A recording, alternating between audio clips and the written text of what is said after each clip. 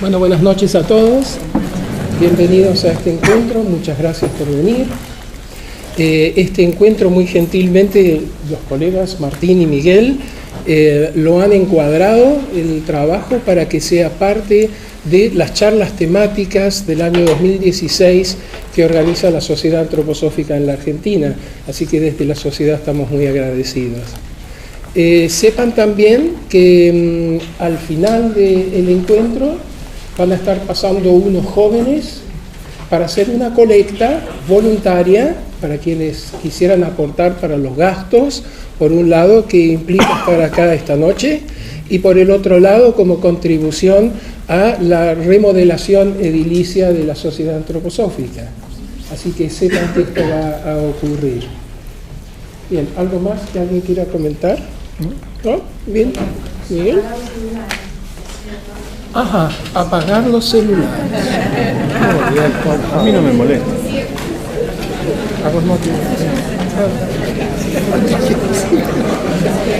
Bueno, en primer lugar quería agradecerles a ustedes su presencia y su interés por este tema. Quería agradecer también a la Fundación San Rafael porque de alguna manera estamos acá en este hermoso ámbito, y en ese sentido también quería agradecerle a Neia y a Lía que lo ambientaron de forma tan hermosa, y también porque a lo largo del tiempo fueron alentando y apoyando este impulso, incluso hasta último momento con aportes. Hace unas horas Lía me seguía mandando datos que ella iba obteniendo que son relevantes, así que estoy muy agradecido. Y desde ya un gran agradecimiento a la Sociedad Antroposófica en la Argentina por toda la difusión y el auspicio a este encuentro. También quisiera agradecer a mi familia que me ha soportado durante este último año y medio. En realidad me viene soportando hace mucho tiempo, pero este último año y medio en que me obsesioné con este tema, más todavía.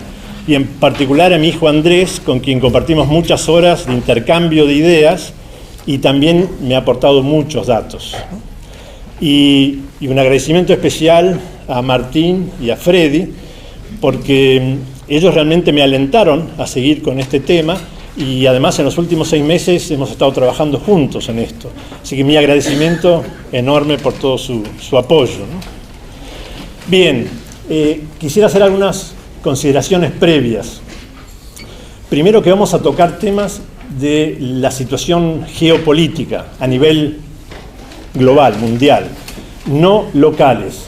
Y esto es adrede porque los temas locales enseguida nos polarizan. Entonces vamos a tratar de evitar eso. Aunque todo el mundo está polarizado, cada uno en su lugar, pero los temas que son un poquito más lejanos, es más difícil que nos polaricen tanto como los locales. Segundo, que vamos a tocar algunos temas de geopolítica, pero no podemos tocar todos, obviamente, porque no da el tiempo para eso. Así que nos vamos a focalizar en ciertos aspectos. Por otro lado, también quería decirles que para poder seguir el hilo de la charla, les agradecería que si pueden reservar todas sus preguntas y reflexiones para el final, donde son más que bienvenidos, pero para poder seguir el hilo sería importante poder hacerlo sin interrupciones, ¿no? También quería comentarles que a lo mejor al principio, por los datos que vamos a dar, uno puede sentirse un poco desesperado por la situación del mundo, si es que no están ya desesperados, pero les quería pedir que no se depriman, no se desesperen, y menos aún que se retiren de la sala porque no lo pueden soportar, porque la idea es que si llegamos hacia el final, las conclusiones serían esperanzadoras. Entonces, me gustaría que podamos llegar todos hasta allí. Otro tema es que con toda intención hemos tratado de ser lo más ecuánimes y abiertos posible, tratando de no tomar partido en ningún caso, de no adherir a teorías conspirativas, de no adherir tampoco a las historias oficiales que nos venden, sino tratar de ser realmente ecuánimes. Es la intención, por lo menos, ¿no? Y quería comentarles ahora cómo va a ser la modalidad de este encuentro. Primero voy a dar una charla y después abrimos el espacio a las reflexiones de Freddy y de Martín y después lo abrimos a todos ustedes para que hagan sus propias reflexiones, sus preguntas. ¿De acuerdo? Entonces, vamos a empezar con algunos hechos concretos. Cuando terminó la Segunda Guerra Mundial, se crearon las Naciones Unidas con la intención de preservar la paz en el mundo, que no volviese a haber guerras como había habido antes. La Liga de las Naciones ya había fracasado después de la Primera Guerra Mundial, pero la idea era ahora crear las Naciones Unidas para preservar la paz en el mundo. Y las Naciones Unidas tienen una Asamblea General, donde participan casi todos los países del mundo, y tiene un Consejo de Seguridad. Este Consejo de Seguridad es el único que puede tomar sanciones económicas o militares. Y dentro de ese Consejo de Seguridad de Naciones Unidas hay 15 miembros. 10 van rotando por región, o sea que a veces Argentina puede estar, otras veces Brasil, otras veces Chile, como para que esté representado Sudamérica. Pero hay 5 miembros que son permanentes. Y esos 5 miembros permanentes son los que tienen poder de veto. Esa es la estructura de Naciones Unidas. Bien, y es un hecho concreto. Ahora vayamos a otro hecho concreto. El comercio de armas y de material bélico en el mundo es el rubro de mayor intercambio mundial. Llega a lo que serían 1 millón de millones de dólares al año. Lo que en castellano decimos billones de dólares, pero que en inglés serían trillones de dólares. En todo caso es un 1 seguido por 12 ceros. Ese es el mayor rubro de comercio internacional del mundo, armas y material bélico. Los 5 miembros permanentes del Consejo de Seguridad de Naciones Unidas, creadas para preservar la paz en el mundo, son los 5 mayores exportadores de armas en el mundo. Llegan a superar el 78% de todas las ventas de armas en el mundo. Esto es un dato concreto, real. También es cierto que le venden a países que las mismas Naciones Unidas y los miembros del Consejo de Seguridad denuncian por violación de derechos humanos, de tratados de paz, de las convenciones de Ginebra. Pero a ellos también les venden. En ese sentido, parecería que el mercado de armas es extremadamente democrático, porque no discrimina a nadie. Todos pueden tener acceso a ellos. Y también se incluyen armas biológicas y químicas dentro de esas armas que se comercian. Y también es un círculo vicioso, porque en la medida que esos 5 miembros de Naciones Unidas venden armas a terceros, ellos, para poder seguir teniendo este poder de comisarios del mundo, necesitan lograr que su poderío bélico sea suficientemente superior a lo de los demás. Entonces, cuanto más le venden a los demás, más tienen que desarrollar armas para sí mismos. Desarrollan nuevas armas, producen más armas, para mantener un margen que les dé supremacía a nivel bélico en el mundo. Y solamente como una anécdota personal que he vivido yo, lo quiero compartir para que vean la fuerza que tiene el mercado de armas. En el año 1982, al principio del conflicto de Malvinas, yo tenía un socio que tenía licencia de importador y exportador. Y además era un aficionado a las armas y recibía un par de revistas internacionales sobre armas. Y un día suena el timbre de su oficina, donde estamos preparando la fabricación de salsas y condimentos que íbamos a hacer en el futuro, y suena el timbre y aparece un joven con acento extranjero. Y le pregunta, ¿usted es el señor tal y tal? A mi socio. Sí, soy yo. Bueno, le vengo a traer una propuesta de un gran negocio. Yo represento a fábricas de armamento de un país europeo, miembro de la Unión Europea, y nosotros no podemos venderle armas a la Argentina.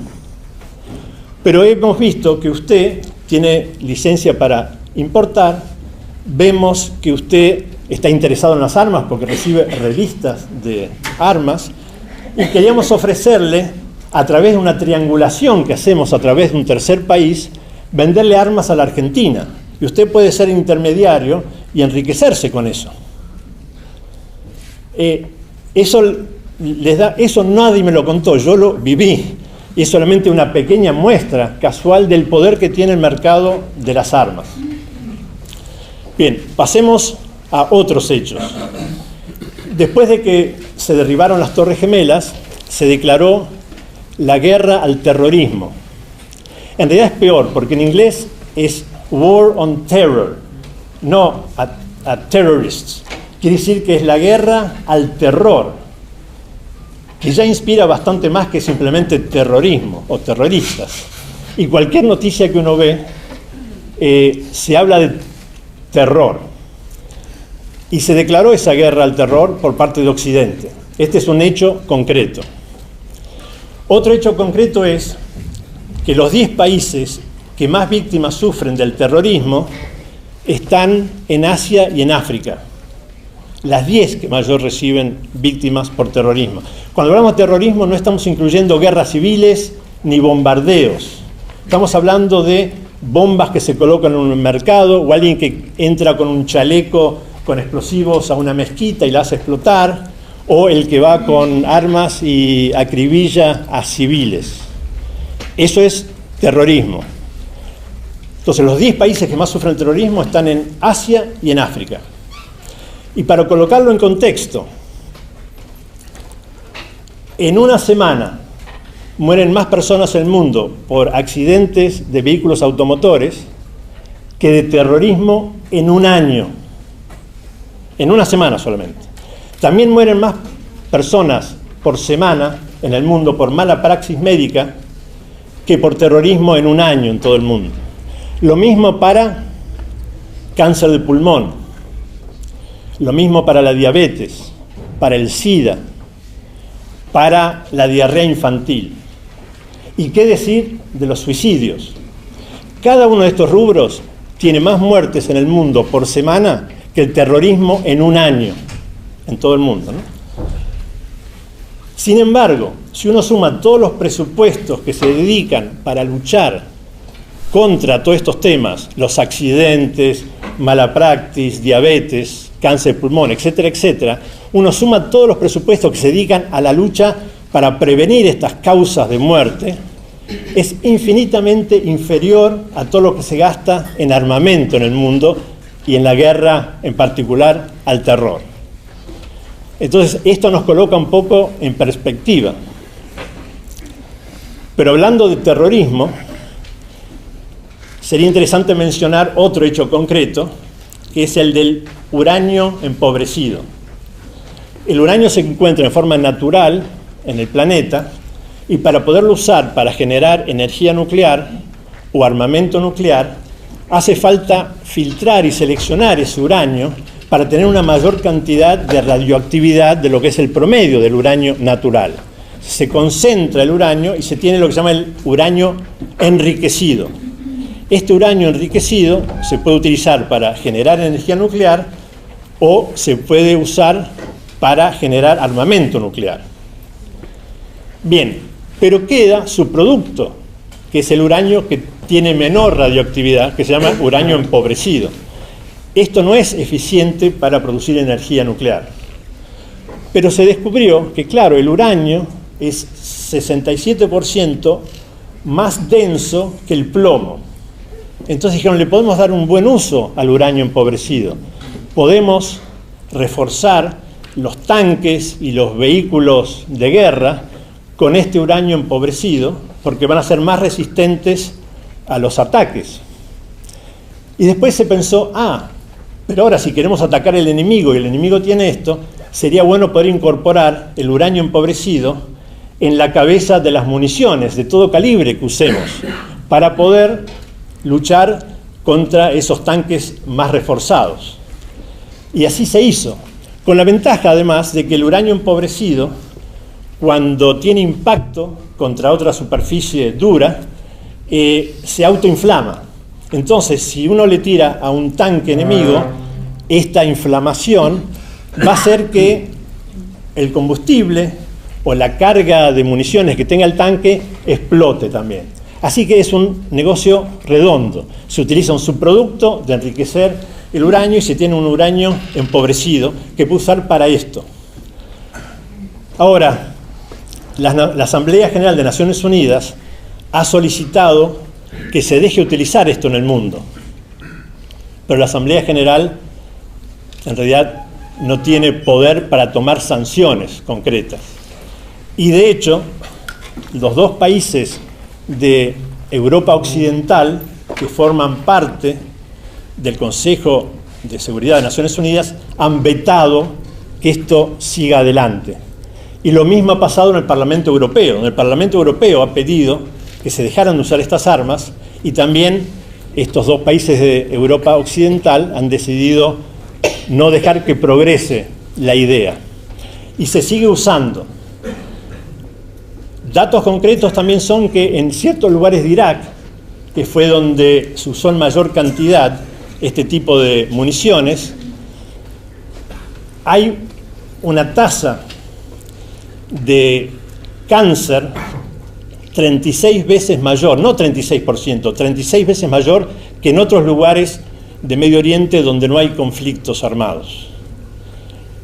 Además, la tasa de leucemia infantil ha trepado a niveles también superiores a cualquier otra parte del mundo. Y además, hay veteranos de guerra de las naciones que invadieron Irak que están empezando a sufrir también las consecuencias a través más que nada de leucemia y de cáncer.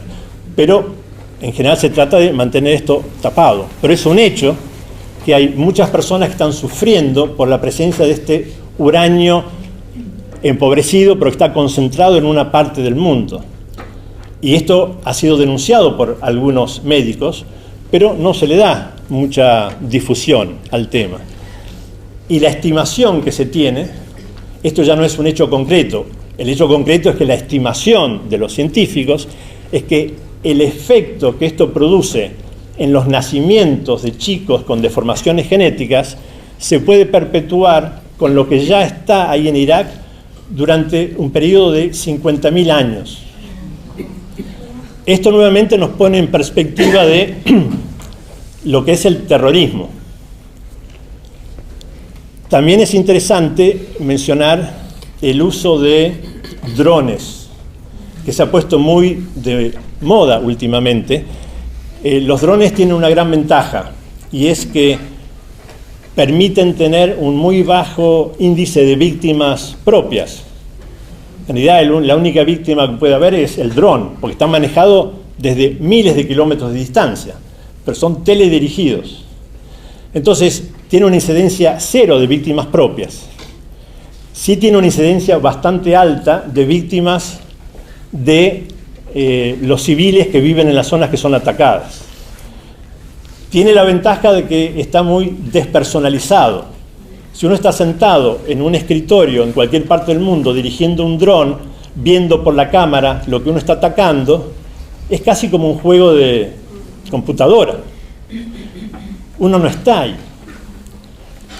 Ahora, su legalidad está seriamente en duda, y especialmente su moralidad, porque acá lo que se hace es directamente tirar a matar, sea con munición de pequeño calibre, de alto calibre, misiles o bombas, pero se está matando, no se está tratando de capturar a alguien, directamente se está matando, o sea, es un asesinato. Y esto está sucediendo hoy en el mundo cada vez con más frecuencia por todas estas ventajas que tienen los drones. Pasemos a otros hechos concretos. Hace unos meses, el secretario de Estado de la superpotencia ha denunciado al Estado Islámico como genocida. Y creo que muchos hemos visto razones por las cuales esto es así, genocidas. Bien. Lo que tal vez no todos sabemos es que después de la Guerra del Golfo, a partir de 1991, antes de la invasión de Irak, se le impusieron sanciones económicas a Irak. Y esas sanciones económicas hacían que Irak prácticamente no podía importar nada. Entre las cosas que no podía importar eran medicamentos y elementos para purificar el agua. Y esto empezó a tener consecuencias sobre la población civil de Irak. Y algunos funcionarios de Naciones Unidas que estaban allí en trabajos de salud comenzaron a denunciar de que estaban muriendo muchos niños iraquíes. Y llegó un momento en que un funcionario de Naciones Unidas dio la cifra de que había por lo menos 500.000 de niños iraquíes muertos por no tener medicación y por consumir agua contaminada porque no se podía purificar. No le dieron lugar a lo que él decía y finalmente renunció. Su apellido es Halliday, o sea, lo pueden corroborar esto. E incluso, esto que no se le dio demasiada difusión, pero llegó a algunos medios, un canal masivo de televisión de la superpotencia decidió entrevistar a la que en ese momento era la representante de su país en Naciones Unidas. Y le dijo, hay personas que han renunciado de Naciones Unidas que dicen que ha habido más de 500.000 de niños muertos en Irak debido a que no hay medicación y no hay agua pura. ¿Puede ser esto cierto? Y esta funcionario respondió, es una realidad muy dura, pero creemos que vale la pena. Y eso está grabado, hay un video donde uno lo puede observar. También hay que aclarar que esta funcionaria, que era representante de la superpotencia en Naciones Unidas, meses después fue nombrada secretaria de Estado de su nación. Entonces, uno se pregunta, sí, hay muchos tipos de genocidio. Es más, desde la invasión de Irak hasta la actualidad, se han producido 740.000 viudas en Irak, de población local. 740.000. También es cierto que se están usando, o se usaron en ese momento, armas químicas. Los primeros países que usaron armas químicas en el mundo fueron 2 miembros del Consejo de Seguridad de Naciones Unidas. Un miembro de Europa Occidental que los utilizó en Malasia para luchar contra la guerrilla comunista. Y después la superpotencia que lo usó en la guerra en Vietnam. Y en Naciones Unidas se especificó en los años 60 de que el 12% del territorio de Vietnam había sido fumigado. 12% de una nación. Y que eso había producido 4.800.000 muertes, 1 millón de personas con discapacidad, 400.000 niños nacidos con defectos genéticos, deformaciones, que todavía hoy algunos siguen naciendo en Vietnam con deformaciones genéticas. Años después, en la propia superpotencia se le hizo juicio a varias de las empresas que proporcionaron esos productos químicos, porque no era solo el producto químico en sí, sino algunas impurezas que traían, que eran las más letales. Pero todo esto son datos concretos, reales. Otro dato concreto es que a partir del atentado a las Torres Gemelas, se decidió hablar del eje del mal, donde se incluían algunos países. Y algunos entran y salen. Por ejemplo, Libia estuvo ahí, después salió, después volvió a entrar, después volvió a salir. Cuba estuvo hasta hace poco, ahora ha sido retirada de ahí. Irán estuvo hasta hace poco en que se firmó un tratado de no proliferación nuclear, entonces salió de allí. Irak estuvo y salió. Siria está. Y el más persistente es Corea del Norte. Ese es el eje del mal. Hecho concreto. Otro hecho concreto es que durante la Primera Guerra Mundial hubo 10% de víctimas civiles. La Primera Guerra Mundial. En la Segunda Guerra Mundial hubo 50% de víctimas civiles. Claro, por un lado, la persecución nazi, los campos de concentración, ahí las víctimas civiles subieron mucho. Además, especialmente en la campaña de Europa Oriental, se dejaron muchas personas sin alimento o moribundas, sin atención médica. O sea, la población civil sufrió mucho en la Segunda Guerra Mundial. Por eso, en 1949, se extendieron las convenciones de Ginebra y se agregó una cuarta convención a las que ya se habían hecho antes, donde se explicita que el matar civiles, aún en periodo de guerra, es un crimen de guerra. Bien, en Vietnam hubo un 70% de víctimas civiles. Y en Irak hay un 90% de víctimas civiles. Entonces uno dice, y el eje de mal se podría extender bastante. Y solamente les he hablado de algunos hechos, no quiero apabullarlos con más, pero creo que la idea es bastante clara. Uno podría hablar de que hoy día hay 51 conflictos o guerras en el mundo. Uno podría decir que no solo Japón en su momento torturó gente durante la Segunda Guerra Mundial, que Vietnam lo hizo durante la guerra, que China, que la Unión Soviética, Corea del Norte, pero hoy día hay informes del Senado de la superpotencia donde se reconoce que su poder ejecutivo le mintió respecto a lo que se hacía en Guantánamo y que además era ilegal. Y además la Asociación de Psicólogos de ese país al año siguiente lamentó su complicidad en lo que se había realizado en Guantánamo. Entonces, uno podría seguir dando muchos ejemplos, la cantidad de invasión de países, bombardeos, etc. Esto continúa y continúa. Entonces, uno se pregunta, ¿es esto deseable? Y yo estoy seguro que le pregunto a cada uno de ustedes, me va a decir que no. Y salimos a la calle y le preguntamos a la gente en la calle, y estoy seguro que va a decir que no. Estoy seguro que vamos a cualquier parte del mundo y la gente va a responder, por lo menos en su enorme mayoría, que esto no es deseable. Entonces cabe la pregunta, si esto no es deseable, ¿cómo puede ser que hemos llegado hasta acá? Y acá lamentablemente es muy gráfica la imagen que se ha mostrado en varios casos, pero tal vez la más conocida es en la película de Al Gore, Una realidad incómoda, donde se muestra como imagen, se pone una rana en una olla de agua hirviendo y la rana siente enseguida el calor y salta y se escapa, se salva. Pero si se pone la rana en agua tibia, se siente muy cómoda y a gusto.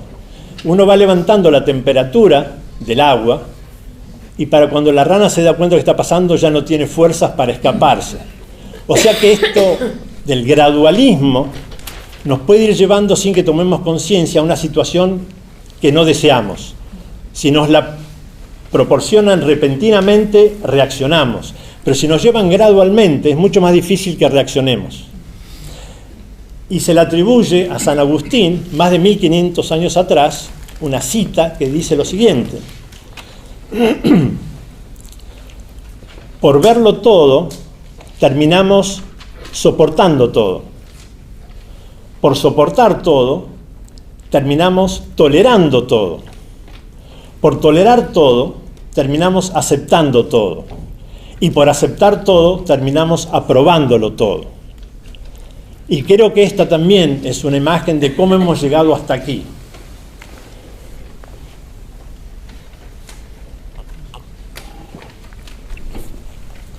Entonces uno dice, pero realmente, ¿cómo hemos llegado hasta aquí?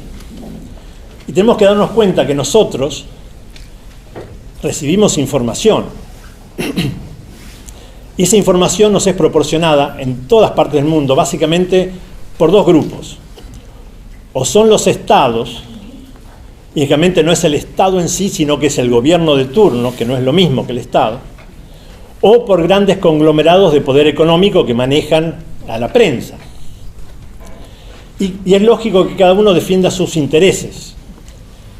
y que entonces traten de brindarnos la información de tal manera que nos lleven al lugar que cada uno de ellos desea. Entonces, veamos cómo es la información que nosotros recibimos. Por un lado, es muchísima. Es un bombardeo de información que recibimos. Para que tengan una idea, en la época de la colonia, venía un barco de España cada 6 meses. Y cuando era más o menos la época, la gente se subía a la torre de la iglesia del Pilar, porque estaba sobre, Recoleta, que es un poco más alto, y de ahí se miraba al puerto a ver si llegaba el barco que traía las noticias y las cosas que uno a lo mejor había encargado a Europa. Una vez cada 6 meses. O sea que la información que nos llegaba era una vez cada 6 meses. Hoy día cada segundo recibimos información, es un bombardeo. Y muchas veces la información es contradictoria, confusa. Y además, mucha de ella es distractiva. O sea, toda la información que uno recibe, por ejemplo, de eventos deportivos o de la farándula, nos invaden y no nos dejan poder apreciar la esencia de las cosas y nos quedamos con lo anecdótico. Es muy difícil hoy día poder discernir entre lo esencial y lo anecdótico, por la cantidad de información y por toda la información distractiva que hay. Y en ese sentido, muchas veces se habla de armas de destrucción masiva. Yo diría que hay armas de distracción masiva también. Y el tipo de información que se nos brinda, hay muchas maneras de utilizarla para podernos engañar. Una principal es la información parcializada. Omito alguna, emito otra, la filtro, la censuro, y alguien ha dicho que con medias verdades se pueden construir grandes mentiras. Y para dar un par de ejemplos solamente, yo puedo decir, Israel bombardeó Gaza, o puedo decir, Israel bombardeó Gaza como represalia por los cohetes emitidos desde Gaza a Israel. O puedo decir, Israel atacó Gaza como represalia por los cohetes lanzados desde Gaza. Hubo 6 civiles israelíes muertos, hubo 1.600 civiles palestinos muertos. Y también puedo decir eso mismo de acuerdo a versiones de las Naciones Unidas y de observadores de organismos internacionales de derechos humanos. O sea, yo puedo dar una sola información, o puedo agregar otra, u otra, u otra, y lo que voy a estar causando en ustedes es diferente. Un caso que a mí me pasó muchas veces cuando acompaño turistas extranjeros que visitan Chile, hay guías locales en cada ciudad, y la gente le pregunta, ¿cómo era la época de Pinochet? Y uno responde, bueno, Pinochet nos puso en el camino correcto económicamente, hoy día somos la mejor economía de Latinoamérica, y aún los gobiernos democráticos posteriores siguieron con la misma línea económica. Vamos a otra ciudad, le hacen la misma pregunta al guía local, y el guía local dice, Pinochet no respetó los derechos humanos, los violó constantemente, secuestró gente ilegalmente, torturó, mató, hizo desaparecer. Después los turistas me vienen a mí y me dicen, pero uno nos dijo una cosa, otro dijo otra. Los dos dijeron una parte de la verdad. Y es muy difícil poderse hacer una idea propia si uno no tiene toda la información. Nos dan una mitad de la información y vamos a bandear para un lado o para el otro. Otro caso que nos toca más a nosotros, y dije que no iba a tocar cosas locales, hablé de Malvinas y ahora voy a hablar de otro tema. Si yo trajese un mapa de la Argentina acá, ustedes van a ver que generalmente en la esquina inferior derecha está el sector antártico argentino. Y es cierto, ese sector antártico argentino es el sector que Argentina solía reclamar como propio. Eso es real, es un hecho. Otro hecho es que el sector antártico que reclama Chile prácticamente se superpone casi en la totalidad con el que reclama Argentina. Y también es cierto que el que reclama Gran Bretaña incluye a los dos territorios que pide Chile y Argentina. Además, es cierto que la Argentina fue uno de los primeros países, porque junto con otros fundó el Tratado Antártico Internacional a principios de los años 60, y que entre las cláusulas de ese Tratado Antártico es que durante la vigencia de ese tratado, todo reclamo sobre soberanía territorial en la Antártida iba a quedar muy apropiadamente, literalmente, congelado. La Argentina lo firmó a principios de los 60. Cuando el tratado venció después de 40 años, Argentina lo ratificó como hicieron los demás. Y si uno va al sector antártico, supuestamente argentino, a la península antártica, hay muchas bases argentinas, pero hay bases de 28 países diferentes además. Y uno dice, ¿qué tiene que hacer una base ucraniana? Hay una base ucraniana, Verbitsky, que está dentro del sector argentino. Y Argentina no hace nada, porque el Instituto Antártico Argentino, incluso si uno lo va a visitar, dice, sí, Argentina firmó el Tratado Antártico Internacional. Ahora, estas son siempre medias verdades. Nosotros vemos siempre el mapa de la Argentina con el sector antártico y es una parte de la verdad. Pero no es toda la verdad, y uno va creciendo generación tras generación con una idea equivocada o parcial de las cosas. Entonces, la información parcializada es sumamente peligrosa y nos puede inducir a pensar de una manera o de otra. Otro tema es la información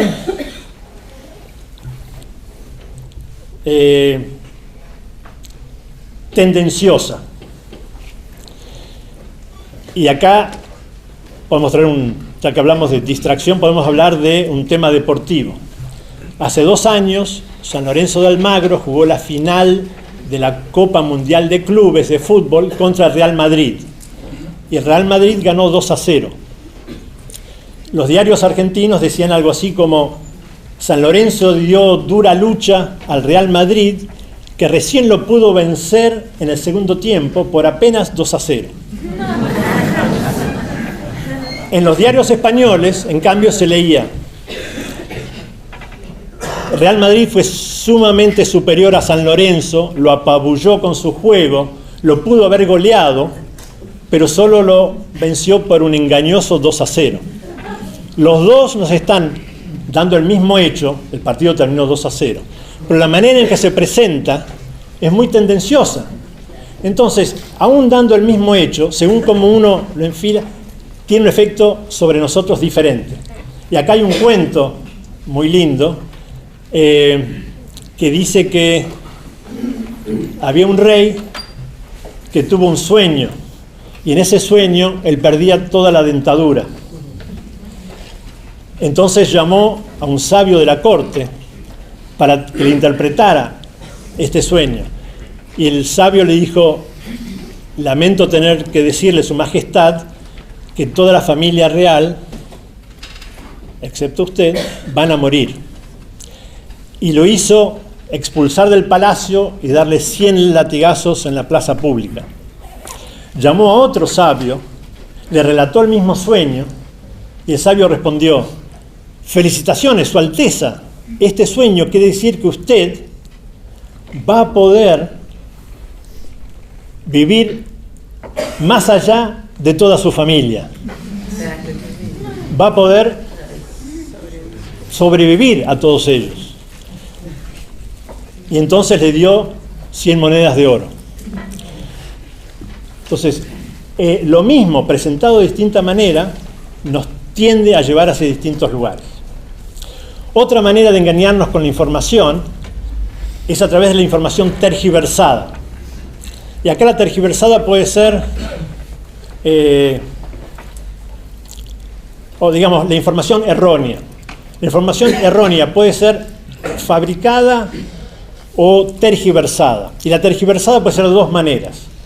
Yo puedo invertir la información, la causa del hecho. Por ejemplo, caso típico. En marzo de 2004 se produjo el atentado en la estación Atocha de tren de Madrid. Varias bombas explotaron, muchas víctimas. A los pocos días eran las elecciones en España. Y el gobierno de Aznar tenía miedo que dijeran esto es un ataque terrorista musulmán porque España participó de la invasión de Irak. Entonces se apresuraron a decir, este es un ataque de la ETA. Por suerte la gente no se tragó ese engaño y en realidad perdieron las elecciones. Pero ahí se ve bien cómo el hecho fue real, pero yo tergiverso o invierto el origen de ese hecho. Otro caso es cuando yo genero el hecho. Y acá hay muchos casos, pero tal vez el más típico es el del comienzo de la guerra entre los Estados Unidos y España. Que terminó como resultado con la anexión de Puerto Rico, de Filipinas en un momento, y de parte de Cuba, cuando una embarcación norteamericana que estaba anclada en La Habana recibe una explosión, una mina submarina que se le había colocado. Entonces esto se toma como un acto de incitación a la guerra y eso permite que se comience la guerra entre Estados Unidos y España. Hoy día ya es generalmente aceptado de que eso fue plantado adrede para poder justificar ante el propio pueblo de realizar esa acción. Entonces acá el hecho lo genero yo mismo, pero invierto la causa o el origen de ese hecho. Y después está la información que es totalmente fabricada, o sea, la mentira lisa y llana. Por ejemplo, dos casos bien típicos. Cuando se invadió Afganistán, apareció el secretario de Defensa de la superpotencia en la televisión, en un canal de televisión masivo de su país, con un diagrama donde mostraba los refugios que tenía Al-Qaeda, Bin Laden, y mostraba todas las cuevas con ventilación, con entrada y salida de tanques, con fábrica de municiones, etcétera, etcétera. Y cuando el periodista asombrado dice, pero esto es increíble, el secretario de Estado le responde, sí, y no hay solo una de estas, hay montones de estas por las montañas de Afganistán. Bueno, a 15 años de la invasión de Afganistán, todavía no se ha encontrado ninguno de estos. Y el caso más flagrante es el de marzo o abril del 2003, cuando el secretario de Estado de la superpotencia se dirige al Consejo de Seguridad de Naciones Unidas con fotos satelitales de los lugares donde Saddam Hussein tenía desarrollo de armas de destrucción masiva. Los muestra, lo corrobora con datos de una grabación que había sido interceptada entre dos oficiales árabes y además lo apoya con datos de inteligencia de países aliados. Y eso se utilizó para justificar la invasión de Irak. Al día de hoy no se ha encontrado ninguna de esas armas de destrucción masiva, a pesar de estar ocupando el territorio por más de una docena de años. Entonces ahí vemos cómo la información puede ser totalmente fabricada. O sea, información que se tergiversa, información que se inventa, información parcial. Pero además hay otras maneras de engañarnos a través de la comunicación masiva, que es con la creación de contexto. Entonces yo puedo usar citas fuera de su contexto real y pueden llevarme a equivocaciones. Muchas veces se dice, por ejemplo, que el Corán incita a la violencia. Pero nosotros podemos encontrar ejemplos que fuera de contexto, tanto el Antiguo Testamento como el Nuevo Testamento, fuera de contexto pueden ser tomados también como incitación a la violencia. Ojo por ojo, diente por diente, luchar con la espada de doble filo. En realidad se refiere a la palabra. O sea, hay muchas maneras que, tomando una cita fuera de contexto, pueden llevar a lugares equivocados. Otra es el de recurrir a expertos en los temas. Y se han creado lo que llaman think tanks, organizaciones armadas adrede con supuestos expertos, muchas veces catedráticos, donde cualquier cosa que pasa en el mundo lo consultan. Sobre el tema que sea, uno encuentra un experto sobre eso. Y los medios masivos consultan a ese experto y ese experto ya tiene, lo que tiene que decir, tiene el libreto para responder. Otra manera es a través de los rótulos o etiquetas. Hemos hablado del eje del mal, pero también para esconder, por ejemplo, la matanza de civiles inocentes, se ha creado el rótulo de daño colateral. Entonces, claro, ya no son civiles muertos, es daño colateral. Si los mata el enemigo, son civiles inocentes muertos. Si lo hacemos nosotros, es daño colateral. De la misma manera, si el enemigo tortura, nosotros no. Nosotros hacemos tal cual, técnicas enriquecidas de interrogatorio. Esto existe, es así. Si hay un grupo extremista que es enemigo, son terroristas fanáticos, genocidas. Si es un grupo que nosotros apoyamos, o que incluso hemos ayudado a crear, son rebeldes moderados. Y eso existe, se utiliza así. Entonces hay rótulos o etiquetas con los cuales simplificamos la realidad, pero con la insistencia de ellos vamos llevando hacia el lugar a donde queremos que llegue quien nos está escuchando. También está lo que se puede decir son las fábulas convenidas, que se utilizan en muchos aspectos de la vida, pero tal vez aquí encontramos algunos de los peligros más grandes. Y uno de estas fábulas convenidas es que hay buenos y malos, y que si yo no estoy con el bueno, es porque estoy con el malo. Si no estoy a favor de la invasión de Irak, quiere decir que estoy a favor de Saddam Hussein. No se da posibilidad a una tercera posición. Y esto, si uno se da cuenta, ya crecemos con esto, porque los dibujos animados tienen buenos y malos. Las películas de guerra, de vaqueros, siempre están los buenos y los malos.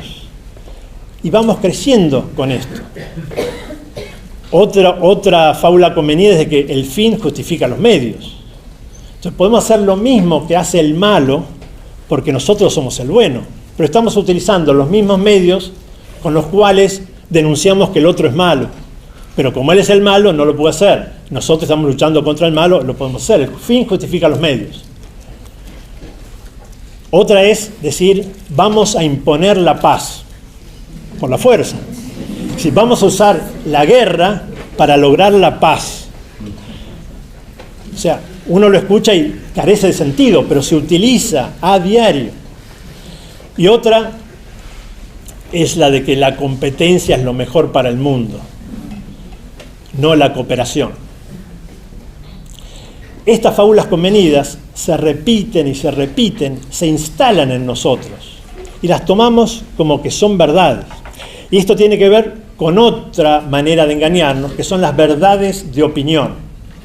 Hannah Arendt escribió en su momento, hay verdades de opinión y hay verdades de hecho. Las verdades de opinión pretenden sustituir a las verdades de hecho, otorgándole carácter de hecho a la opinión.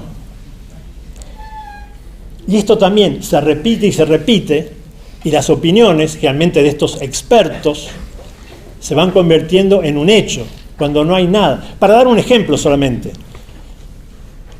el Islam impone la circuncisión femenina.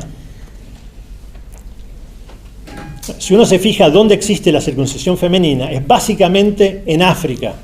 Y hay ciertos grupos étnicos que la favorecen. Algunos de esos grupos étnicos hoy día son musulmanes, otros son cristianos y otros son animistas.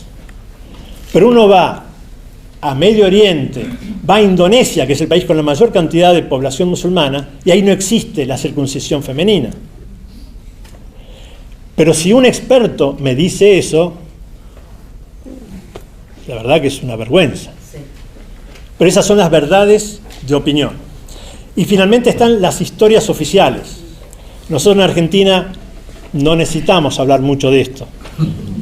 Pero yo no sé si se acuerdan, los que tienen la avanzada edad que tengo yo, durante la guerra de Malvinas íbamos ganando la guerra hasta que de un momento para otro nos rendimos. A mí me tocó ir por trabajo a Montevideo uno de esos días. Yo tenía la imagen de la acción psicológica que yo recibí acá.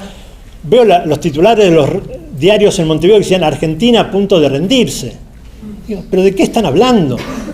Volví a la Argentina, el día y medio nos habíamos rendido. O sea, una cosa es la historia oficial. Y si uno ve el atentado del 11 de septiembre, yo no creo la historia oficial.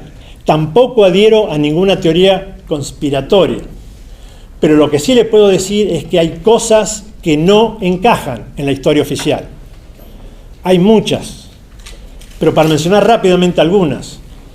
Se encontró en uno de los aeropuertos donde se tomó uno de los aviones de los terroristas, se encontró un maletín donde adentro había un listado de todos los terroristas, junto con un manual para el buen terrorista. Se encontró eso. Otra cosa es que entre ese listado, que después se dio a conocer públicamente, estos son los 19 terroristas, aparecieron por lo menos 7 con vida en distintos lugares del mundo. Con lo cual, primero, estaban en otras partes del mundo, pero además estaban vivos, o sea que no pueden haber sido quienes perpetuaron el ataque. La rapidez con que cayeron las Torres Gemelas, la manera en que se pulverizaron, el hecho de que la Fox News de Estados Unidos comunicó que el tercer edificio más pequeño se había derrumbado, lo anunció antes de que se derrumbara en realidad. Y la BBC incluso lo repitió. O sea, que se ve que acá se tenía un libreto y se descuidaron un poco y dieron a conocer cosas antes de que sucedieran.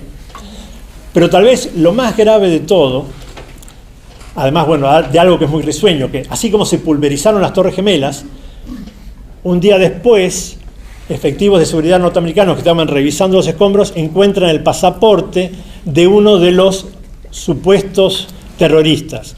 Todo se pulverizó, el concreto, las vigas de metal, pero ahí intacto había un pasaporte. Fíjense, era blindado.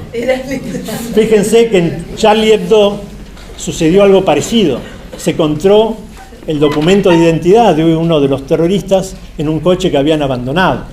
O sea, nosotros conocemos lo que se hace hoy. Si alguien viene acá y nos quiere acusar de drogadictos, va a venir la policía, coloca un sobrecito con cocaína en el florero, ahí dicen, ustedes son responsables de esto. Entonces, yo no sé lo que realmente pasó, pero lo que sí sé es que la historia oficial, y lo más grave es lo siguiente, los sistemas de seguridad aérea de Estados Unidos ese día no funcionaron. No funcionaron para nada, y eso es gravísimo. Segundo, el secretario de Defensa esa mañana no respondió a los llamados telefónicos de todos los que le pedían qué hacer porque había cosas extrañas sucediendo. Y tuvo un comportamiento muy extraño, no recibió ninguno de esos llamados. Y lo más contradictorio de todo es que hay reglas muy precisas de que si Estados Unidos sufre un ataque, lo primero que hay que hacer es tomar al presidente y llevarlo a un lugar seguro, desconocido por todo el mundo. Y el presidente estaba en un lugar donde incluso había sido pasado por la televisión, todo el mundo sabía que estaba ahí, se le informa de lo que está pasando, él sigue ahí y no se lo llevó a ningún lado. Todo eso es totalmente contradictorio. Entonces yo no sé qué pasó, quién es responsable, no lo sé. No puedo adherir a ninguna teoría conspiratoria, pero lo que sé es que la historia oficial no cuadra, hay muchos baches ahí. Bien, entonces, ¿a dónde nos lleva todo esto? Nos lleva básicamente a que nosotros estemos confundidos, que no tengamos claridad, que vivamos entre la ignorancia y el engaño, pero también en el temor, porque eso nos infunde miedo permanentemente, y caemos en una pasividad, o sea que realmente tenemos todas nuestras esferas atacadas. El pensar, porque casi ni se nos deja tener nuestro pensar propio. El sentir, porque se nos sumerge en el miedo. Y la voluntad, porque se nos lleva a la pasividad. Entonces uno se puede preguntar, bueno, pero ¿qué podemos hacer?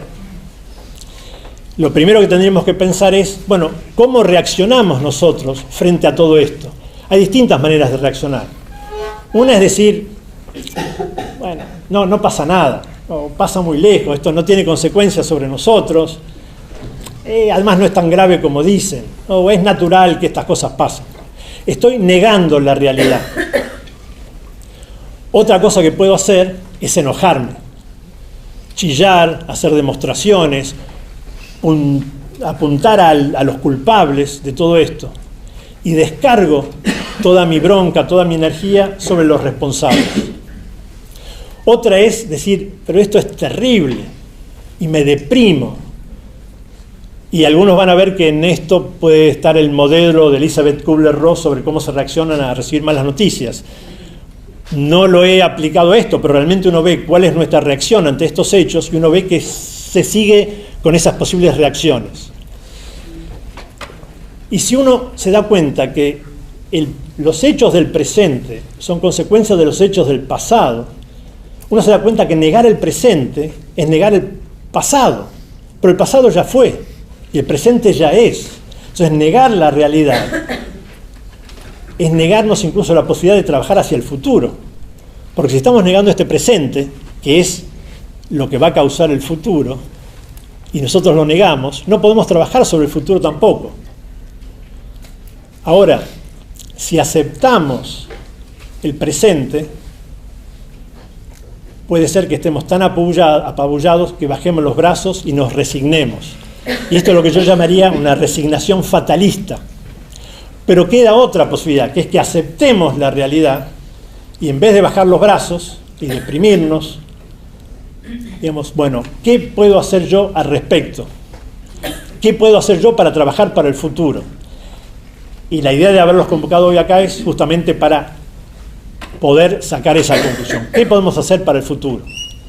Entonces, uno puede preguntarse, ¿qué puedo hacer yo realmente? Y uno se empieza a dar cuenta que, bueno, si vivimos en la ignorancia, en la confusión, en la inconsciencia, una cosa que podemos hacer es empezar a tratar de trabajar sobre nuestra conciencia. Tener conciencia de qué es lo que realmente sucede, tener conciencia de que eso no es deseable, tener conciencia de que esto no es inevitable, tener conciencia de cómo se nos pretende manipular a través de los medios masivos de comunicación, no caer en esa trampa, no caer en la trampa de tomar partido, de pensar que si no estamos con uno tenemos que estar con el otro, de que no podemos tener un pensar propio, no caer en la trampa de recibir información y divulgarla con nuestras mejores intenciones. Hoy día en el mundo circulan muchas campañas antisemitas y muchas campañas antiislámicas. Están a la orden del día y la gente mejor intencionada recibe esto y dice, uy, esto es terrible, tengo que ayudar a mis compatriotas a protegerme de esto. Y se manda basura, se recibe basura y se manda basura, por no usar otras palabras. Pero realmente uno tiene que cuidarse de no caer en esa trampa. Entonces también hay que cuidarse de no caer en la trampa de decir, la culpa la tiene este o el otro, le echo la culpa, la responsabilidad a otro. Y en esto, de no echar la culpa a otro, habría que poder primero tomar conciencia de que, por ejemplo, cualquier otra superpotencia que estuviese hoy día en el lugar de la actual, seguramente actuaría o igual o peor que la actual. Tomar conciencia de que los terroristas son víctimas de fuerzas que trabajan a través de ellos. Y entonces preguntarnos, si estas fuerzas están presentes en el mundo, ¿de qué manera esas fuerzas no están actuando a través mío también? Entonces, esta situación terrible del mundo hoy día es un desafío maravilloso para que cada uno de nosotros pueda mirar y decir, ¿y yo? ¿De qué manera yo estoy contribuyendo a todo esto? ¿Hay mentira y engaño en el mundo? ¿Eso pasa por mí también? ¿Hay confusión y falta de claridad? ¿Me pasa eso a mí también? ¿Hay miedo en el mundo? ¿En qué medida yo también tengo miedo? ¿Hay pasividad en el mundo? ¿En qué medida tengo pasividad yo también? Y entonces, ver cómo puedo transformar todo esto. Transformar la confusión y la ignorancia en conciencia. Transformar la mentira y el engaño en veracidad. Transformar el miedo en coraje. La pasividad en confianza y esperanza. Y acá quisiera citar a Eduardo Galeano cuando él dice: somos lo que hacemos para cambiar lo que somos. No importa lo que somos, pero en la medida que intentamos cambiar lo que somos, para mejor, esperemos, somos eso, ese esfuerzo que ponemos en tratar de mejorarnos. Y en este sentido, si podemos ver la realidad del mundo, en qué medida eso también vive en nosotros, ver qué podemos hacer nosotros, en nosotros, realizar en nosotros lo que queremos para el mundo. Porque si no es muy fácil echarle la culpa a otros. Pero en la medida en que yo trabaje sobre mí mismo y me pueda ver espejado en lo que pasa en el mundo, y a lo mejor algunos de nosotros nos vemos espejados en un aspecto, otros en otro, pero en la medida en que trabaje sobre mí mismo, voy a hacer lo único que realmente puedo hacer, que es trabajar sobre mí mismo. A veces queremos cambiar el mundo sin cambiar nosotros. Le pedimos al mundo lo que no somos capaces de hacer nosotros. Y en la medida en que lo podamos hacer, a lo mejor podemos ser ejemplo para los que están al lado nuestro. Y en esa medida también a lo mejor podemos colaborar realmente para que las cosas cambien en el mundo, pero por lo menos vamos a estar haciendo lo que nosotros deberíamos estar haciendo. Y acá uno se tiene que, por suerte no hay una fórmula mágica, ¿eh? No hay algo que uno les puede decir: miren, utilicen esta fórmula y todo va a estar bien. No, cada uno tiene que encontrar su propio camino. Y acá, por suerte, tenemos muchas herramientas que nos pueden ayudar. Por ejemplo, si queremos ver qué vive en nosotros de lo que nos disgusta del mundo, el examen retrospectivo al final del día nos permite vernos a nosotros mismos con una cierta perspectiva y ver qué hay en nosotros de eso que detestamos del mundo, que también está presente en nosotros. Y después hay distintos tipos de meditaciones, pero uno puede profundizar en esos temas o los puede utilizar para cambiar los hábitos. Uno también puede recurrir a los momentos de detención, frenarse un par de veces al día y verse si uno está siendo movido por qué fuerzas. Si uno responde a un verdadero yo interior o si se está dejando llevar por lo que pasa en el mundo. Esos momentos de tensión son valiosísimos. Y uno puede empezar con 1 o 2 por día y después poder expandirlos. Puede apoyarse en un mantra, por ejemplo. Y hay quienes encuentran, por ejemplo, valor comenzar el día diciendo, por ejemplo, no sé, elevando el pensamiento y convocar a lo que uno crea, un Dios, lo trascendente, la divinidad, y decir: ilumíname para saber cómo armonizar con las almas que me rodean y para querer superar lo que me separa de ellas. Es solo un ejemplo de lo que uno puede utilizar como una herramienta para tratar de transformarse. La oración en general puede ser sumamente útil, en particular si uno puede llevar paz hacia uno mismo. Uno ve violencia en el mundo, pero de qué manera uno también contribuye. Lo ideal sería que uno pueda hacer también un remanso de paz en el mundo, de calma, que ese sea el aporte que uno haga en el mundo. Y acá quisiera decir que, en particular, hay ejercicios que uno puede realizar para cada uno, en su intimidad, poder desarrollar estas capacidades. Y en especial tendría que decir que el libro de Rudolf Steiner, sobre cómo se alcanza o cómo se adquiere el conocimiento de los mundos superiores, que a veces en algunas ediciones se llama la iniciación, presenta muchos ejercicios que uno puede trabajar, que fortalecen realmente al espíritu. Y también hay libros del señor Jorge Baxenberg que hablan sobre la mística y los estados de conciencia, sobre vivir conscientemente, el valor de las palabras, que también nos traen muchas recomendaciones y ejercicios para poder trabajar sobre nosotros mismos, cada uno en forma individual. Y también hay bibliografía en la cual nos podemos apoyar, en particular para tratar de interpretar los hechos. Y acá es increíble, pero hay una serie de conferencias de Rudolf Steiner de fin del año 1916, comienzos de 1917, plena Primera Guerra Mundial, donde él relata los hechos que están sucediendo y por qué y cómo están sucediendo.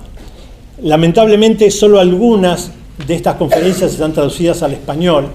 Están todas reunidas, son 25 conferencias en total, en 2 volúmenes de libros que están escritos también en inglés, que se llaman The Karma of Untruthfulness. Sería el karma de la no veracidad o el karma de la mendacidad, que realmente son recomendables. Y también hay un libro de Rudolf Steiner que son en realidad 7 conferencias de fines de 1919 bajo el título de La encarnación de Ahriman.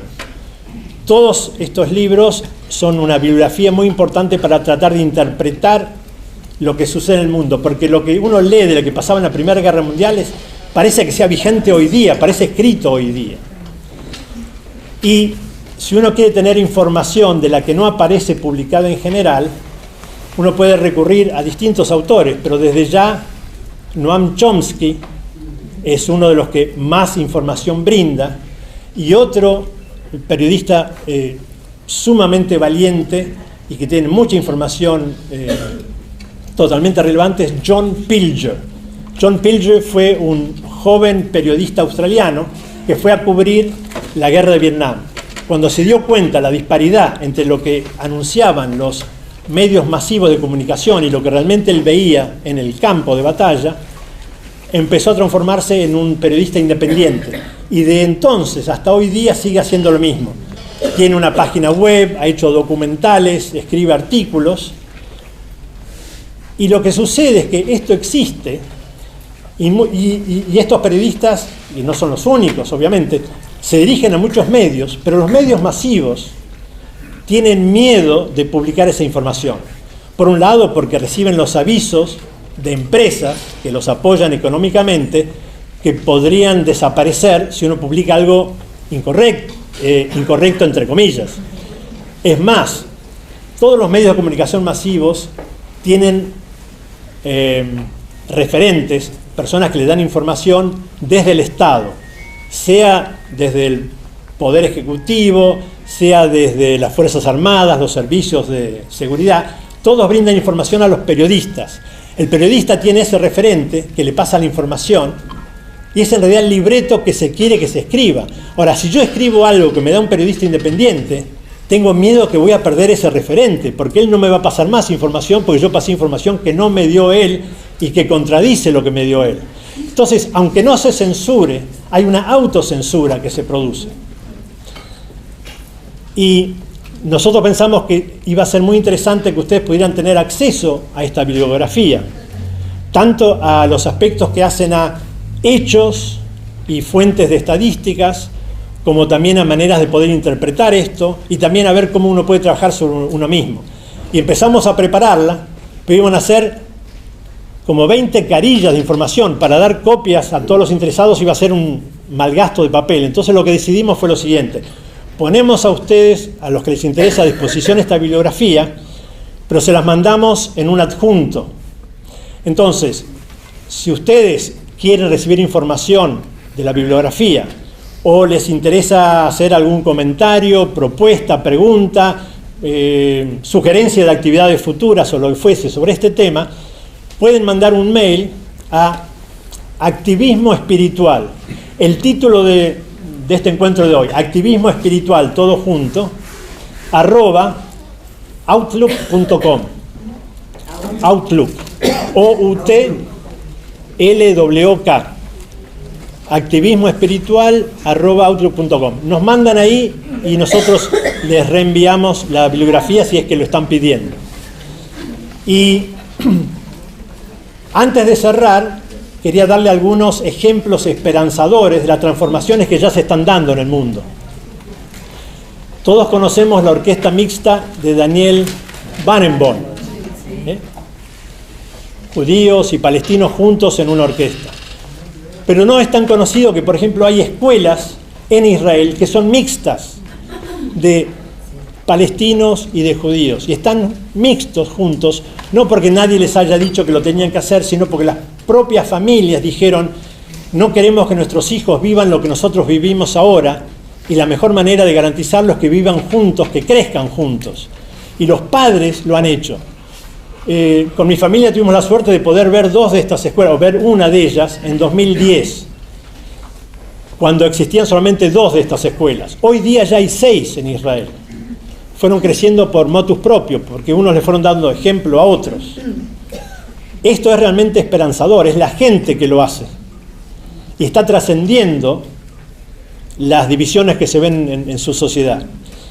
Más impactante todavía es que hay una ONG en Israel donde hay 250 miembros judíos y 250 miembros palestinos. La totalidad ha sufrido las consecuencias de la violencia en carne propia. Entonces, por ejemplo, hay una madre judía cuyo hijo conscripto fue muerto por un francotirador palestino. Y hay un padre palestino a cuyo hijo le faltan las 2 piernas por un bombardeo israelí. Pero están juntos 250 y 250 en esta ONG, habiendo superado el dolor propio, para lograr o trabajar para que otros no sufran lo que ellos ya han sufrido en carne propia. Y así también hay médicos y enfermeras israelíes que atienden a palestinos y viceversa. Hay muchos ejemplos de cómo las personas trascienden lo que nos tratan de hacer, de dividir. Ejemplos interesantes fue después de los ataques en noviembre en París, un joven francés que perdió a su mujer en los ataques, le escribió una carta a los terroristas diciendo: no van a lograr que los odie. Se acaba de morir su mujer a mano de los terroristas y él dice: no van a lograr que los odie. Una madre española donde su hija murió en esos ataques y pidió justicia, pero no venganza. O padres norteamericanos cuyo hijo había sido muerto en un tiroteo en los Estados Unidos y al día siguiente, en pleno duelo, pidieron al resto de la comunidad que se mantuviese calma. O sea, están superando el propio dolor, lo trascienden para aportar algo al mundo. Hay que tener mucha presencia, conciencia, valor y voluntad para poder hacer todo esto. Y así hay muchos ejemplos que se están dando en el mundo hoy día. Es maravilloso también lo que está pasando entre veteranos de guerra de Malvinas, británicos y argentinos. Están haciendo una obra de teatro juntos que se va a presentar en Londres y en Buenos Aires. Están Pallarols, Juan Carlos Pallarols, está haciendo en bronce 2 rosas. Y los pétalos están siendo hechos con los casquetes de bronce de las municiones que fueron usadas en la guerra de Malvinas. Y una de esas flores va a ser llevado al cementerio británico de Malvinas y otro al cementerio argentino de Malvinas. Y lo están haciendo eso. También está la viuda inglesa de un soldado que fue muerto en Malvinas y quiso conocer al argentino que había matado a su esposo. ¿Por qué? Porque este soldado argentino le dijo a su propio oficial que este inglés había luchado muy valientemente y que merecía ser enterrado con honores. Y así se hizo. Y cuando los ingleses después capturaron a los soldados argentinos, este soldado argentino dijo a un oficial inglés: mire, en tal lugar está enterrado tal soldado británico y lo enterramos con honores porque mostró mucha valentía. Y a raíz de eso, el oficial inglés, cuando volvió a Inglaterra, lo comentó a sus superiores y se lo condecoró. Digamos, la mujer recibió la condecoración de su marido.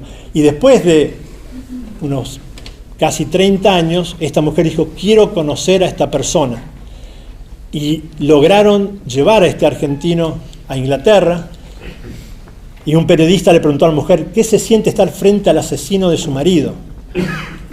Y ella dijo: este señor no es un asesino. Este señor estaba luchando y mi marido lo podía haber matado él. Estaban luchando. Pero gracias a su testimonio, todos sabemos acá en Inglaterra que mi marido fue un héroe. Y así hay muchos casos que se están dando después de unos 30 años y están haciendo cosas juntas. Rugby Sin Fronteras organizó un partido donde jugaron juntos británicos y argentinos, todos veteranos de guerra. Y así hay muchos más ejemplos. Lo cierto es que en el mundo se están dando estos ejemplos que son esperanzadores. Y un valor principal es el de la reconciliación.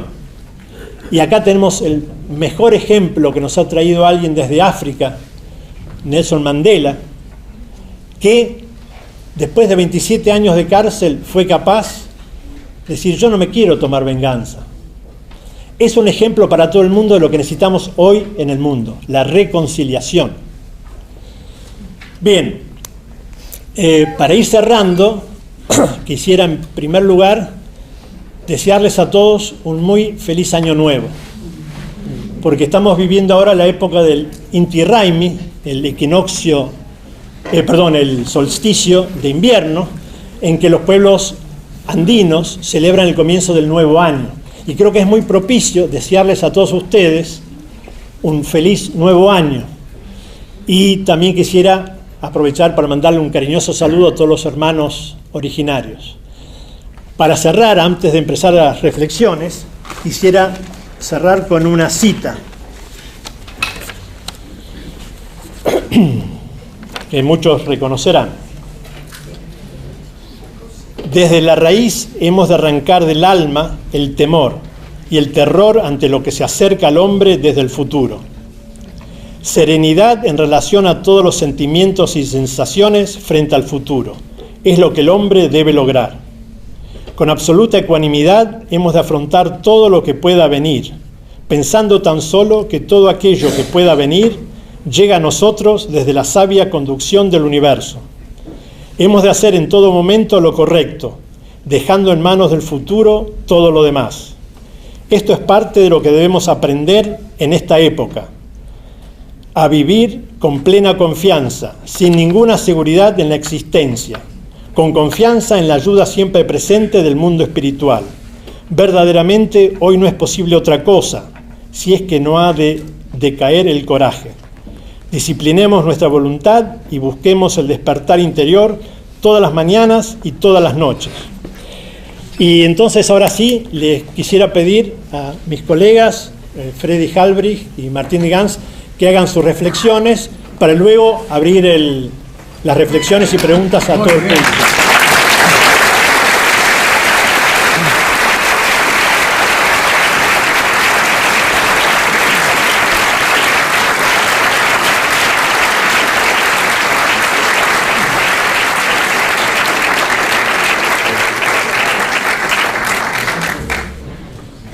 Tuvimos oportunidad de escucharlo a Miguel presentando esto una vez anterior junto con Martín.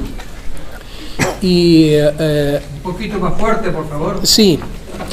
Digo que tuvimos oportunidad junto con Martín de escuchar esta presentación de Miguel en términos generales, no exactamente igual. Y esto en el caso mío ha generado una serie de sensaciones y sentimientos.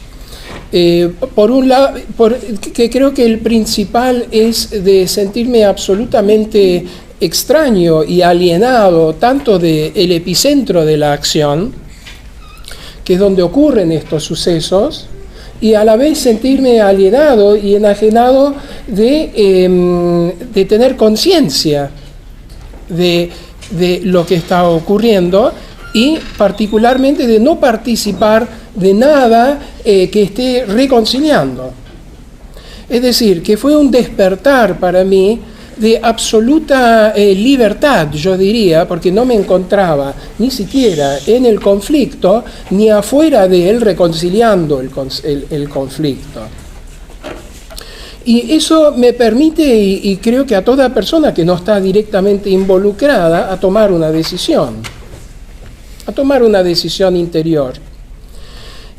Y en dirección a esa decisión interior, yo quisiera compartir algunas reflexiones, influenciadas principalmente con la imagen del hombre y del universo de Rudolf Steiner, donde quizás contemplo cómo hemos llegado a ser un punto, un granito de arroz separado de la totalidad de la existencia en cuanto a nuestras conciencias. Y si empiezo a mirar atrás, veo que no estoy tan separado de la existencia porque tengo a mi mujer. Es decir, junto con mi mujer formamos un mini grupo. Bueno, entonces me pregunto, bueno, y estoy a la vez integrando otro grupo un poquito mayor que es mi familia. Y me voy dando cuenta que coexisten mi soledad con las fuerzas de cohesión y las fuerzas de afecto y formación de grupo con personas. Si miro un poquito más allá de mi familia, me encuentro con mi comunidad, antes pasando por mis amigos. Y ya de mi comunidad empiezo a sentirme parte de lo que sería mi cultura. Si ahora me imagino mi cultura, digamos, cómo se origina la cultura, puedo empezar a mirar cómo nos hemos separado como humanidad en geografías, en regiones. Y debido a esas regiones, también me siento mancomunado con los otros parlantes de mi idioma. Ahora, estas comunidades, estas geografías, estas culturas, antes que eso fueron razas. Y antes de que fueran razas, fueron hombre y mujer. Es decir, la humanidad estaba dividida solo en dos géneros.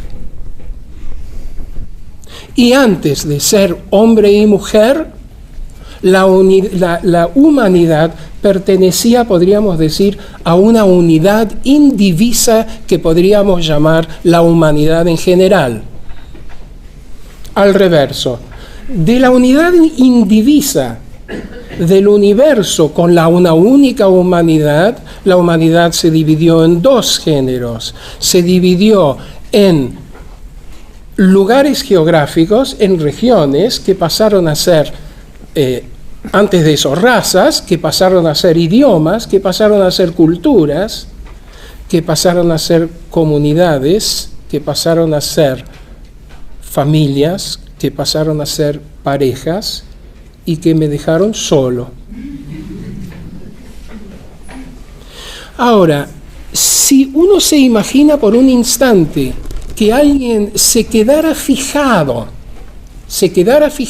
en alguna de esas divisiones, por ejemplo, cuando la humanidad se dividió en dos, y aplicara hoy todavía lo que era válido para entonces, tendríamos discriminación por género.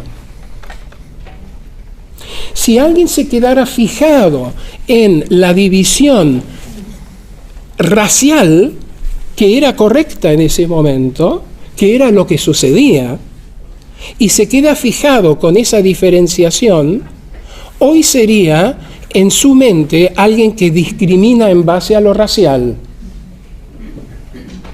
Si alguien se quedara fijado en estados y comunidades que se estaban separando y se queda fijado ahí, quedaría un nacionalismo.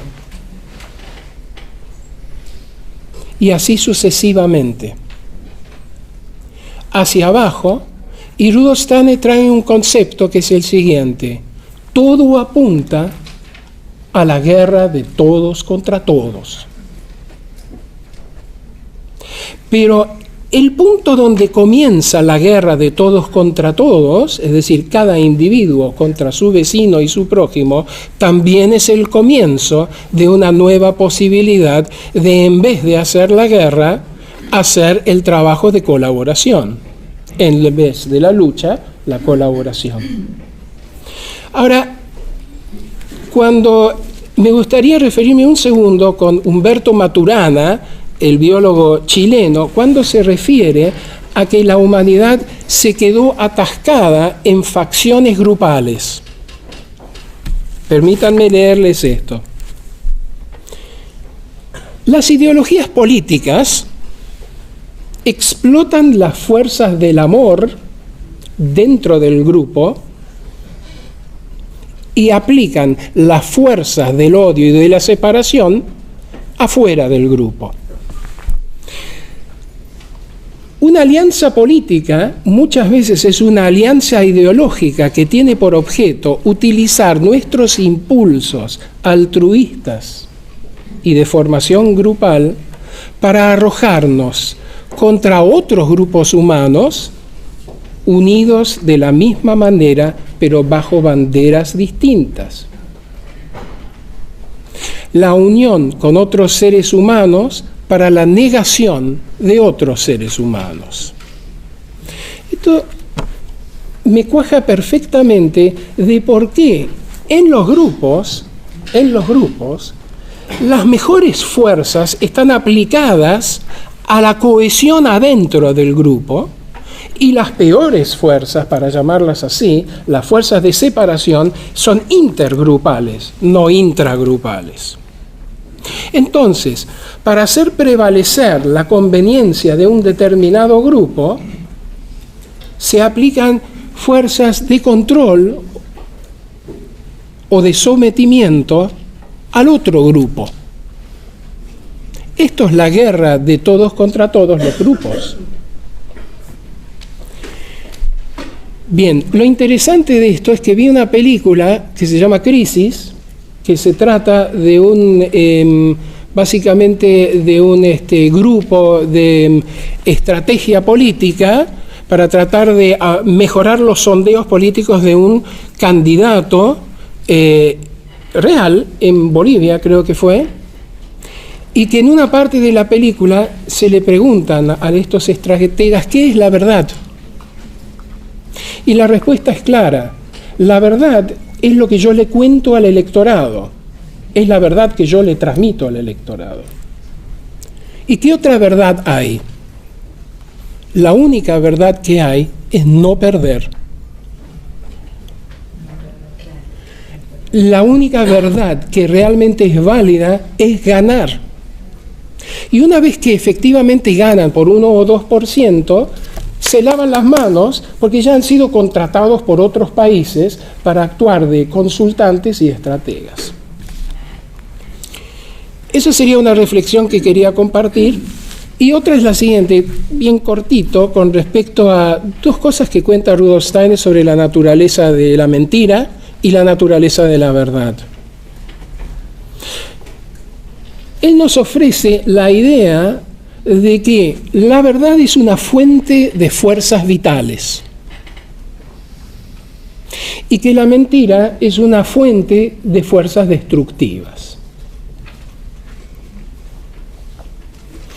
Y uno quizás puede sentir la bendición de lo que se siente cuando conoce cómo las cosas son en su realidad. Cuando no ha sido engañado, uno se siente insertado y perteneciente a un círculo mayor. Y cuando ha sido engañado o cuando se le ha mentido, uno se siente mutilado. Uno siente de que ha habido como una muerte de uno. Rudolf Steiner describe a la mentira en el mundo de lo anímico como un asesinato. Permito leer de Steiner directamente. Las mentiras en el universo anímico son distintas que las mentiras en el plano físico. En el plano físico, una mentira puede ser solo una palabra, una imagen mental o un espejismo. Es cierto que podrá generar daño indecible, pero no llega a destruir. En cambio, en el plano de lo anímico, todo sentimiento o idea es una forma llena de vida. Toda idea o sentimiento en el plano del alma es una forma llena de vida. La mentira en el plano anímico genera un choque entre las formas falsas y las formas verdaderas y se destruyen mutuamente.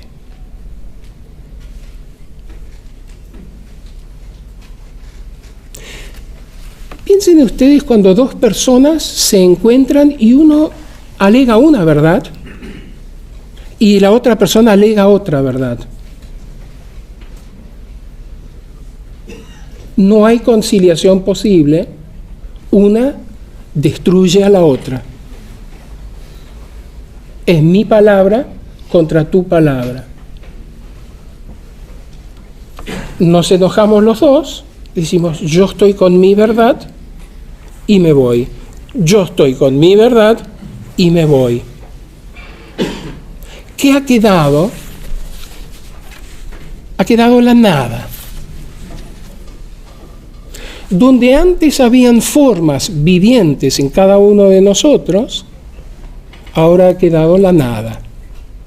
Michael Ende, en el libro La historia sin fin, cuenta de que la falta de pensamientos que acompañen a determinada realidad generan en esa realidad una nada, una ausencia.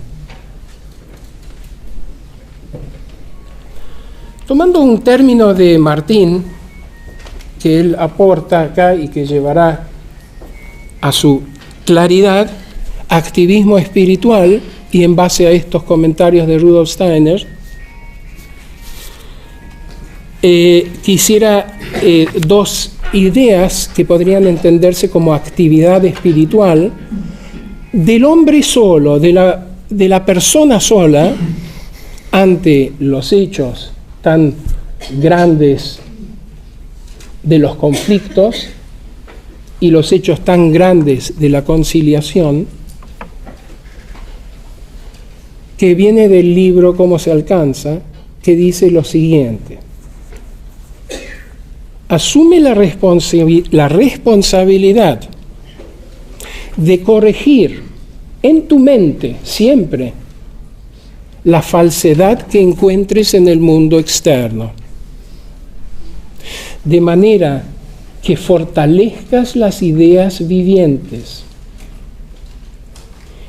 para ayudar a reabastecer el universo de ideales. De esta manera podés acompañar a aquellos que por destino o por iniciativa propia se encuentran en o cerca del epicentro de los sucesos, llenando el ambiente espiritual de pensamientos acerca de la verdad.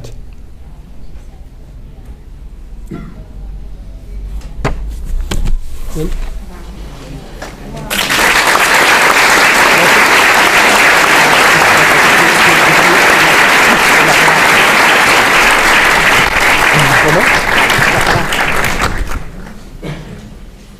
Estos temas son muy, muy grandes y al final queríamos sacar como dos y explicitarlos un poquito más.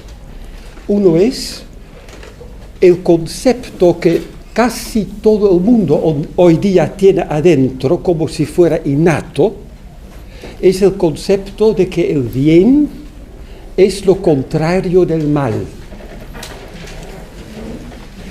Esto es algo que prácticamente todo el mundo tiene como si fuera un hecho inamovible y medio una locura pretender otra cosa. Y esto nos puede llevar a hablar una forma no tanto desde la riqueza de los ejemplos que hemos escuchado, sino como más teóricamente, casi filosóficamente nos asusten de lo que es la verdad y la mentira. Bueno, uno de los primeros pensadores en el mundo occidental, ustedes saben que hace 3000 años no se pensaba todavía. En los enigmas de la filosofía, un libro muy hermoso de Rudolf Steiner, él explica esto. Antiguamente las personas tenían imágenes y vivencias. no pensaban en forma abstracta como nosotros. Uno de los primeros pensadores es Aristóteles. Y Aristóteles ya dice lo que acabo de afirmar antes: una virtud no es lo contrario de algo negativo. Y él toma como ejemplo la valentía. Y dice, y hoy día podemos decir exactamente lo mismo 2500 años más tarde, todo el mundo va a afirmar que lo contrario de la valentía es la cobardía. Pero esto no es un pensamiento correcto. Y ya hemos escuchado que los pensamientos son portadores de realidad espiritual. Si yo hago la pregunta, ¿qué es lo contrario de ser cobarde? Y pienso un poquito más que lo estereotípico que tengo grabado en mi alma desde que nací más o menos, entonces digo, claro, lo temerario, el hacer algo sin cabeza, esto no es valiente. Para esto no hay que tener ninguna valentía. Es falta de responsabilidad, es falta de justamente conciencia. Lo temerario está en un lado, lo cobarde en otro, y lo valiente está en el medio. Y así es con todas las virtudes. Cuando uno pregunta, ¿qué es lo contrario de lo amarrete, de lo tacaño? Se suele decir el generoso. No, el despilfarro. Entonces uno va viendo que el justo medio, y esto se entiende así desde la cultura clásica griega, pero se ha perdido en la humanidad, el justo medio es lo correcto. Y una imagen muy antigua, muy hermosa, muy activa para esto es el hombre que camina sobre la cuerda floja. Lo bueno es esto, es esfuerzo de estar en el medio, pero el medio es una cuerda floja, es muy fácil caer en una dirección o en la otra. Y esta es nuestra situación, pero el sentir en general es, yo reconozco tal cosa como negativa, entonces quiero la otra. Pero no me doy cuenta que con esto caigo en el otro extremo. Y esta falta de claridad culturalmente generalizada aporta a todo el pensar equivocado del cual hemos escuchado un montón de ejemplos. Opino que necesitamos escuchar estos ejemplos y muchos más, pero que a la vez tenemos que ahondar y ver qué hay atrás de esto, cómo se llega a tales malentendidos, a tales unilateralidades. Y es, a mi entender, en gran parte, por el caer en la trampa de que lo bueno es lo contrario de lo malo. Me parece que ahí hay un trabajo enorme para cada persona en forma interna, porque esto te lo pueden decir, lo puedes pensar, pero hay que verificarlo cada vez de nuevo y negar de caer en una de las polarizaciones, en una de las unilateralidades que están fomentándose en el mundo entero. Yo me animo a decir, lo dijo un momento Miguel, ya, de que nunca hubo una época en el mundo en donde la polarización dentro de las poblaciones de países era tan fuerte como hoy día. Se puede darle muchos nombres. El efecto Trump, por ejemplo, Norteamérica. Ya hemos quedado como una cosa de honor que no hablamos de la polarización en Argentina, no hablemos de ella, pero todos ustedes la conocen y los unos no pueden escuchar a los otros, porque siempre se ve en el otro el malo. El otro no es el malo y yo no soy el bueno. Hasta que no lleguemos a entender eso, todos los esfuerzos van a ser en vano. Y ahí, por supuesto, la antroposofía nos da una ayuda enorme, una que muchos de ustedes conocen, pero muchos otros tal vez no, y es que vuelve a aclarar lo que ya se ha sabido en muchísimas otras culturas y desde los milenios, de que no hay un solo tipo, una sola especie del mal, sino que hay malos, fuerzas malignas, portadores de fuerzas malignas, si ustedes quieren, seres malignos de diferentes tipos, que a veces pugnan entre ellos, que a veces se ayudan mutuamente. Los términos, los nombres para ellos pueden ser múltiples. La más simple, el nombre más simple, la diferenciación más simple, viene de la Edad Media y existe un diablo negro y un diablo rojo. El rojo es el temerario, el despilfarro del ejemplo de antes. El negro es el tacaño, es el medoso. ¿Sí? Rudolf Steiner llama el negro Ahriman y el rojo Lucifer.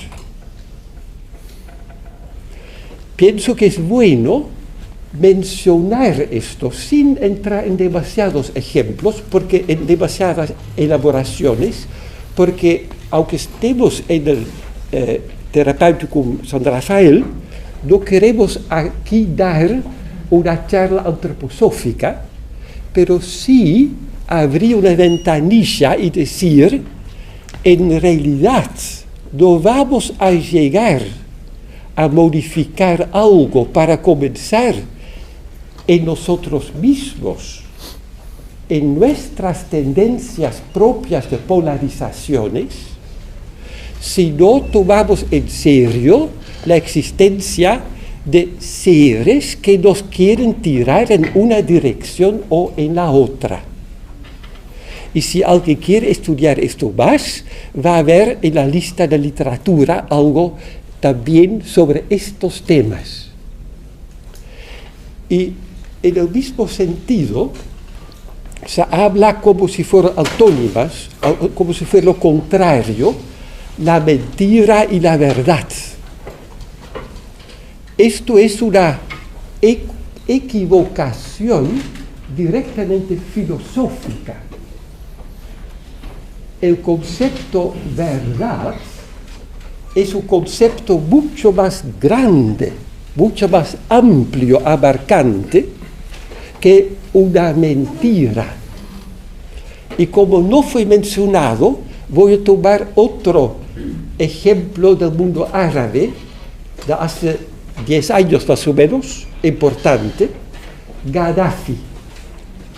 ¿Sí? no Saddam Hussein, sino Gaddafi. ¿Quién era Gaddafi? ¿Cuál es la verdad?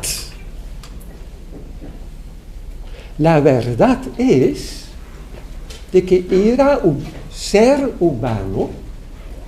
Esto significa alguien que vino para cumplir alguna tarea en la tierra, alguna misión, que entró en un cuerpo físico y que trabajó.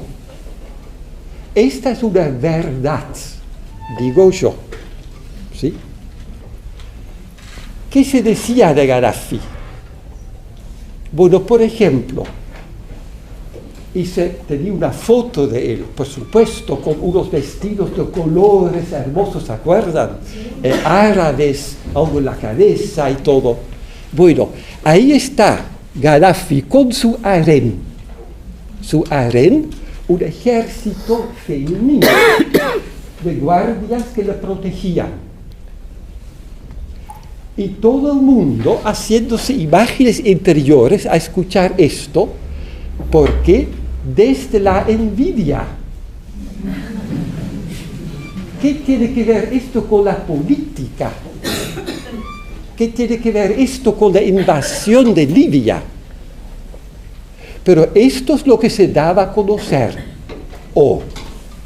Gaddafi quiere ser el emperador de África. Sí, porque tenía una planificación maravillosa con el oro ganado con el petróleo, de hacer el continente africano completamente independiente de la gran nación de la que habló tantas veces Miguel. ¿Sí? Independiente. Imagínense, independiente. No puede ser. Hay que saber quién tiene el poder en el mundo. O sea, se habla de alguien para lograr una actitud frente a él. Espero que ustedes entiendan que no estoy defendiendo a Gaddafi. No es la idea. La idea es, ¿qué es una mentira? Bueno, decir que esto es Gaddafi, eso es una mentira total, intencional. ¿Y por qué es esto posible? Hoy día es para nada tan fácil encontrar un árbol de 400 años solo, digamos, en una pradera, en un monte, tal vez en una plaza, en una ciudad. Pero ustedes pueden imaginarse, o tal vez han visto un árbol grande, un tilo enorme, y uno dice, ¿cómo es este tilo? ¿Qué hay que hacer para saberlo? Una gran vuelta alrededor de todo el tilo. Y desde el oeste se lo ve bien diferente que desde el este. La verdad es el tilo. ¿Es una mentira lo que yo veo desde el este o desde el norte? No. Es una unilateralidad. Es una parte. Y la gran mayoría de las mentiras son justamente, como dijo muy bien Jean Miguel, mentiras parciales.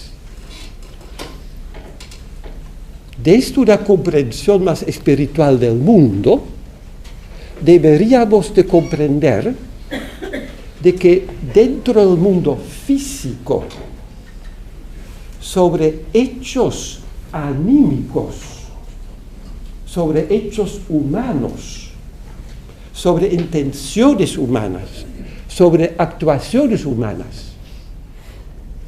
No puede haber jamás una imagen verdaderamente completa.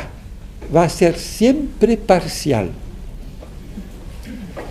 Porque justamente vemos solamente una parte. Y mientras que no tengamos esto muy claro, vamos a ser tironeados siempre en una dirección u otra, según la agrupación a la que yo pertenezco, con la que yo me identifico y por esto rechazo a otra, según esta agrupación opina. Y necesitamos vencer esto. Una paz puede ser solamente fruto de lo que inventamos como término para esta charla, actividad espiritual. Nadie me puede decir lo que yo tengo que entender de lo que es la verdad. Solo yo, lo más activo que pueda, sin prejuicios, tratando de sacar todo lo que tengo adentro, puedo, con la ayuda de otros, de repente llegar a un atisbo de la verdad. Más ni puedo pretender. Pero puedo sí entender de que los que afirman con toda convicción que ellos representan la verdad, que de todas maneras están equivocados. De todas maneras. Porque va a ser siempre una ilusión. También en el sentido oriental. Maya, apariencia. No verdad. En el idioma griego, la palabra verdad es aletheia. Y esta palabra en su propia configuración dice ya desde la etimología lo que estoy tratando de explicar. La verdad es la negación de la letheia, del leteio. El leteio es este río del olvido en la mitología griega que hemos atravesado todos desde nuestra existencia prenatal para llegar a vivir en un cuerpo físico en la tierra. Y para llegar a la verdad hay que poder ver más atrás de lo físico. Pero justamente los poderes de los que hablé antes un momento, estos diablos rojos y negros, quieren atarnos a la apariencia en una dirección o en la otra.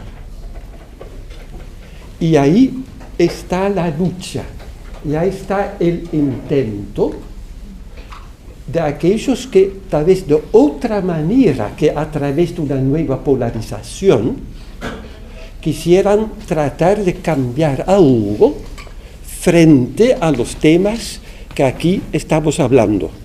Bueno, me pasé la hora, lo siento mucho, pero hicimos todos lo mismo, pasamos todos la hora. Discúlpenme.